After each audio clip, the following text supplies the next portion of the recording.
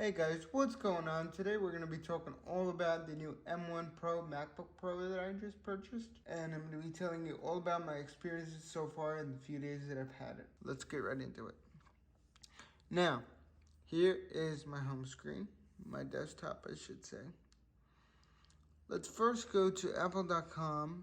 As you can see, you can get either the 14-inch or the 16-inch. But if you decide to go with the 14-inch, you can get a bin-down version of the M1 Pro with only an 8-core CPU and a 14-core GPU, when every 16-inch MacBook Pro comes with a 10-core CPU. Now, if we go here to the 16-inch, this is the one that I purchased, this one here, the $2,499. 10-core CPU, 16-core GPU, 16 gigabytes memory, and 512 gigabyte SSD. But as you can see, with a 16-inch, they're all 10-core CPUs. You just have the choice between a 16-core, 24-core, or 32-core GPU with up to 64 gigabytes of memory and 8 terabytes of storage. A fully maxed out 16-inch MacBook Pro will run you $6,100 before tax. To me, that is insane. I don't think I'd ever be willing to buy a $6,000 computer. But now, let's talk about my experiences.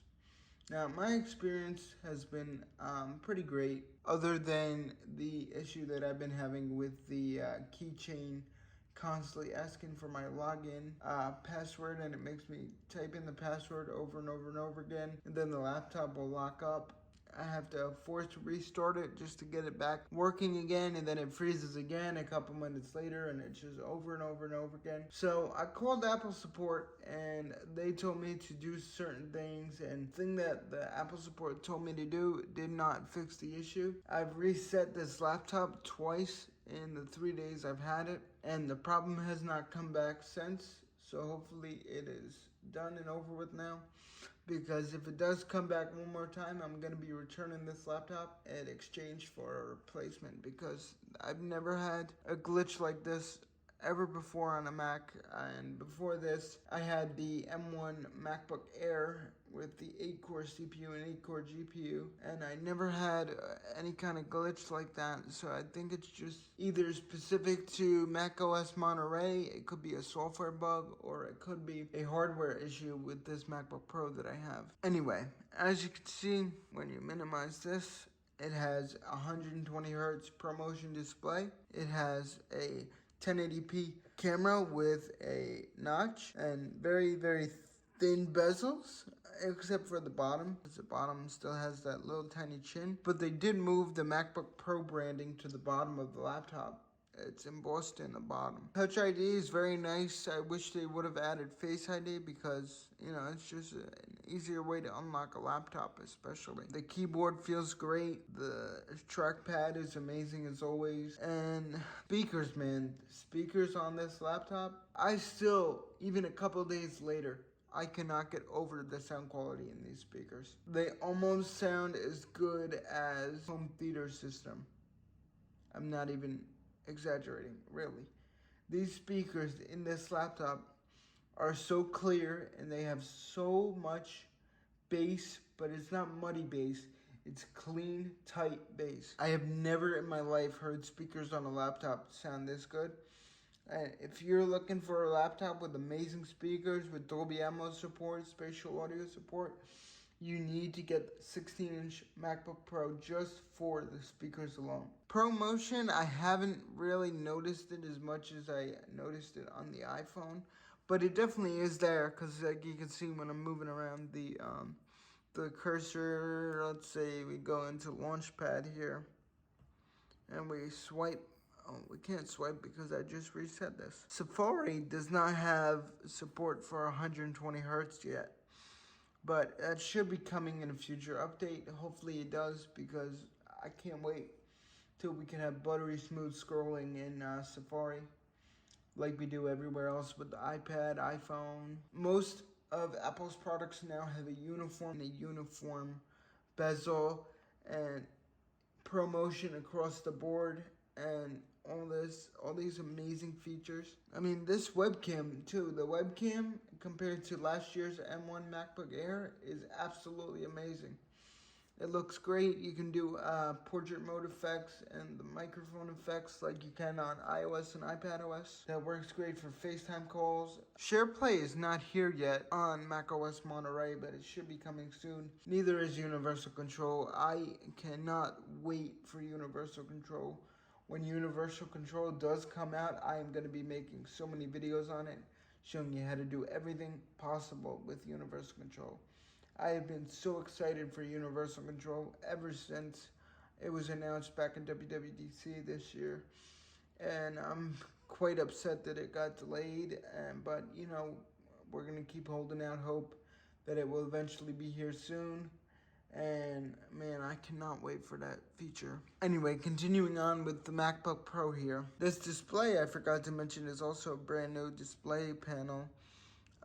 It has ProMotion, Mini LED, 10,000 local dimming zones inside of the Mini LED display. You get those deep blacks. Not as good as OLED because you still do get a slight bit of blooming. It's not nearly as noticeable for me as it is on the iPad Pro on the MacBook. When you have the cursor on a completely black background, there is a tiny little halo around the cursor.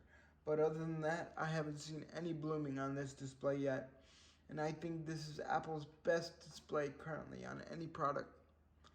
It is so vivid and bright and contrasty and it's just so beautiful. It's a beautiful display. But as far as performance, I haven't had really any performance issues. I've only edited and exported a couple videos on this machine. M1 was already great.